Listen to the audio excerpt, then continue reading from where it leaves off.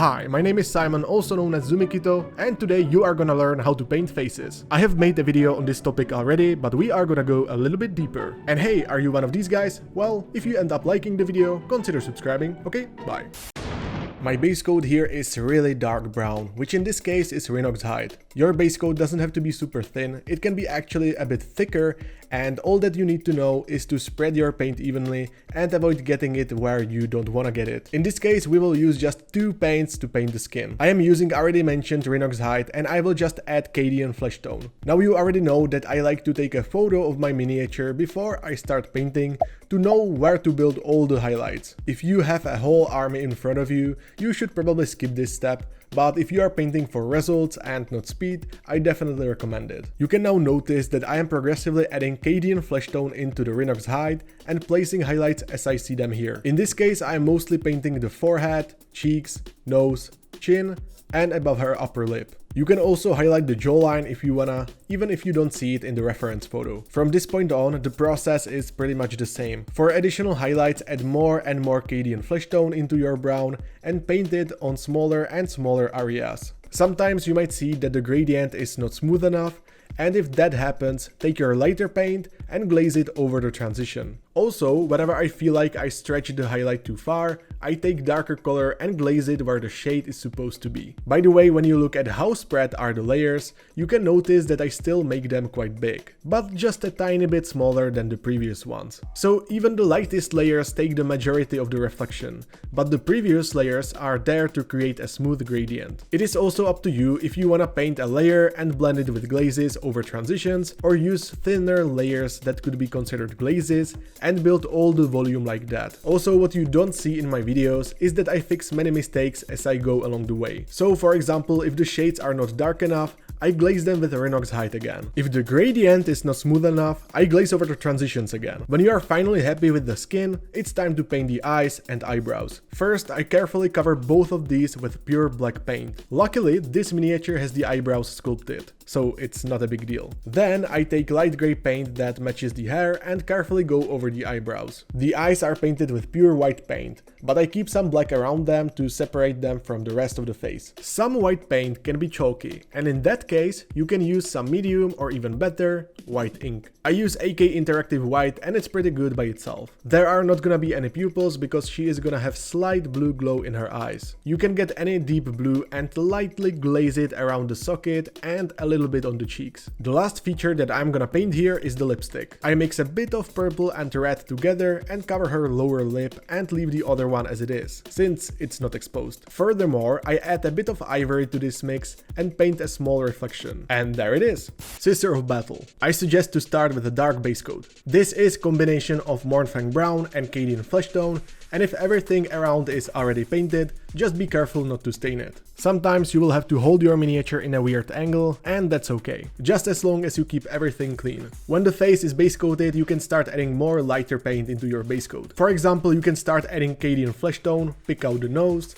cheeks, and the forehead. I have already said this in my previous videos, but keep in mind which parts are exposed to the light source. In this case, her left side is more exposed, and as such I will stack multiple layers there, while leaving the other side way darker. But of course you can put there some highlights, but still keep it darker. Definitely build up the chin and her jawline as well. This is especially useful when you wanna make your characters look more heroic. For additional layers I add Cadian Fleshtone and ivory to my original mix. You can use Flayed Flash instead or any other off-white that has either a bit of pink or a yellow tint. Just pick whichever you prefer, but since Cadian Fleshtone is quite pink already, I prefer to add ivory. Either way, continue placing the layers on smaller and smaller areas of the same spots. As you paint with lighter and lighter mix, cover less and less surface. The brightest highlights are reserved for her nose, above the eyebrows, right under the eye, and on her chin. I also pick out the space above her lip. Whichever part is exposed to light, you should highlight it. Additionally, I decided to increase the contrast between her left and right side,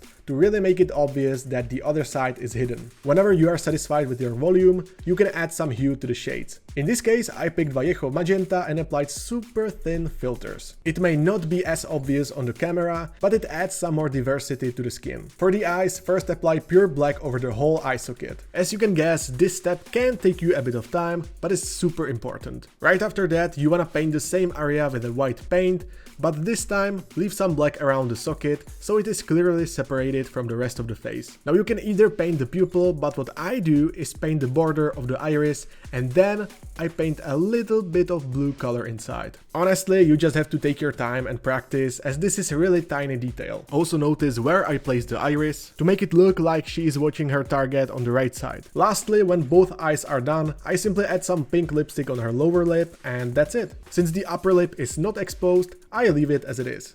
John Gerath, once more starting with quite a dark base coat of Mournfang brown and Cadian Fleshtone. Perhaps it might be faster to make the layer a bit thicker, since it's base coat after all, but if you start with such a thin layer, just apply it multiple times. You can see that I am doing this while avoiding already painted parts. For the first highlight, I just add a bit more of Cadian Fleshtone to my base coat. This time, however, it is definitely better to keep the layers thin, unlike when base coating. With that, I highlight the same parts as I did with my Sister of Battle. Keep in mind that you should always think about which parts are exposed to light and which are not. Since the layer is quite thin, you can just keep going over the same parts with the same color to make it stand out even more. At this point I am still covering huge areas, but as I go I will concentrate on the cheeks, forehead, jaw, and the other exposed parts. Like this, you can simply add more and more Cadian Fleshtone and cover more and more of the same parts that are exposed. If you feel like there is too rough of a transition between the layers, just add more water and apply a thin layer in between to make it smoother. As you go on, you can add a bit of ivory or ice yellow. I have decided to just add more ivory in this case,